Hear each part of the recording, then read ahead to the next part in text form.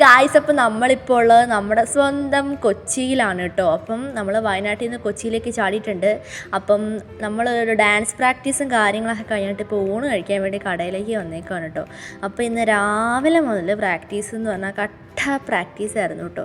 എന്നിട്ട് പ്രാക്ടീസ് ചെയ്ത് സത്യം പറഞ്ഞാൽ ജീവൻ നിലനിൽക്കുന്ന വലിയ ഭാഗ്യമാണ്, അങ്ങനെ വേണേൽ പറയണം.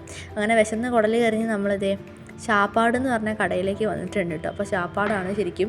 അപ്പോൾ നമുക്ക് ശാപ്പാട് അകറ്റാൻ വേണ്ടിയിട്ട് നമ്മൾ ഫുഡ് കഴിക്കാൻ വേണ്ടി വന്നിരിക്കുകയാണ്. അപ്പോൾ ഇവിടെ കുറേ ഐറ്റംസും കാര്യങ്ങളൊക്കെ നമ്മുടെ എന്താ പറയുക പഴമയായ രീതിയിൽ കുറേ കാര്യങ്ങളൊക്കെ കണ്ടു. അങ്ങനെ നമ്മുടെ ചോറും കറിയും സംഭവങ്ങളൊക്കെ വന്നിട്ടുണ്ടായിരുന്നു കേട്ടോ. അപ്പോൾ കണ്ടപ്പോൾ തന്നെ എനിക്ക് വേഗം കഴിക്കാൻ തോന്നി. അപ്പോൾ അതിൻ്റെ സൗന്ദര്യമൊക്കെ കാണാൻ നല്ല രുചിയുണ്ടെന്നാണ് തോന്നുന്നത്. അപ്പോൾ സാമ്പാറും നമ്മുടെ എന്താ പറയുക മീൻകറിയൊക്കെ വന്നിട്ടുണ്ട്. അപ്പോൾ മീൻകറിയിൽ പുളി ചേർക്കാൻ വേണ്ടിയിട്ട് അവർ നമ്മുടെ ഈ എന്താ അതിൻ്റെ പേര് ചിലിമ്പിക്കാന്നാണ് നമ്മൾ പറയുക. വടകംപുളിയല്ലോ ഇലിമ്പംപുളി എന്നൊക്കെ എല്ലാവരും പറയും, നമ്മൾ ചിലിമ്പിക്കാന്ന് പറയാം കേട്ടോ. അങ്ങനെ ചിലിമ്പിക്കയും കൊണ്ടൊക്കെ ആയിരുന്നു നമ്മുടെ മീൻകറിനകത്ത് പുളി ഉണ്ടായിരുന്നു. അതുപോലെ തന്നെ കപ്പ, പിന്നെ അതുപോലെ തന്നെ പയറുതോരൻ എന്തോ ഉണ്ടായിരുന്നു, സാമ്പാർ ഉണ്ടായിരുന്നു, പപ്പടം ഉണ്ടായിരുന്നു. ഇതെല്ലാം കൂടി കൂട്ടൊരു പിടുത്തം ഞാൻ പിടിച്ചു. സത്യം പറയാലോ വയ വെക്കാൻ കൊള്ളില്ല, വിശപ്പുകൊണ്ട് കഴിക്കുകയാണ് കഴിച്ച്. എനിക്ക് ആകെ ഇഷ്ടമായത് നമ്മുടെ മീൻ വറുത്തത് മാത്രമാണ്. ഫുഡിന് തീരെ ടേസ്റ്റ് ഉണ്ടായിരുന്നില്ല.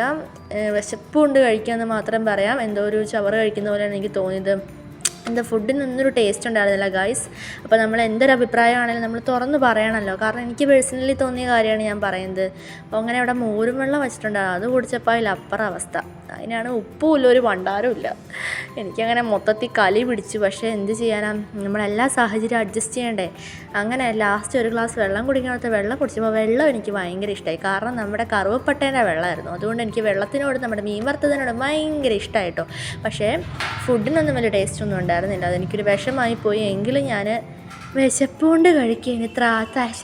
താഴെ പോയി ഇനി വല്ല ബ്രെഡോ ജാമോ എടുത്ത് കഴിക്കണം എന്ന് പറഞ്ഞ അവസ്ഥയാണ്. അങ്ങനെ ബ്രെഡോ ജാമോ നോക്ക ഓർത്ത് ഞങ്ങൾ അങ്ങനെ ഇരുന്ന് അഡ്ജസ്റ്റ് ചെയ്ത് ഗായ്സ്. വിശപ്പുകൊണ്ട് വയറ് നിറച്ചു.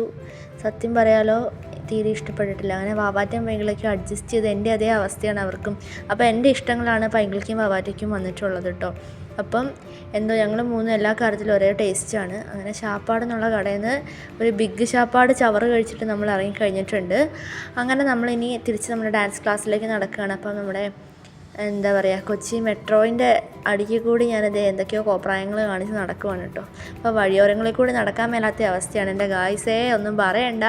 സ്മെല്ലെന്ന് പറഞ്ഞ് എന്തൊക്കെയോ സ്മെല്ല് വന്നിട്ട് നമുക്ക് മൂക്കില്ലാതെ പോകുന്നതാണ് ഏറ്റവും നല്ലത്. അപ്പോൾ ഇവിടെ ഒരു പെറ്റ്സ് കടയൊക്കെ ഉണ്ട്. അപ്പോൾ അവിടെ ഒരുപാട് പെറ്റ്സുകളുണ്ട്. അപ്പോൾ നമ്മുടെ പട്ടിക്കുഞ്ഞിനെയൊക്കെ കണ്ടപ്പോൾ എനിക്ക് എടുത്ത് കൊഞ്ചിക്കാനൊക്കെ തോന്നി. ഞങ്ങൾ ഡാൻസ് ക്ലാസ്സിലേക്ക് പോയി ഇനി ഡാൻസ് ചെയ്ത് ചാവാൻ പോവാം. ബൈ.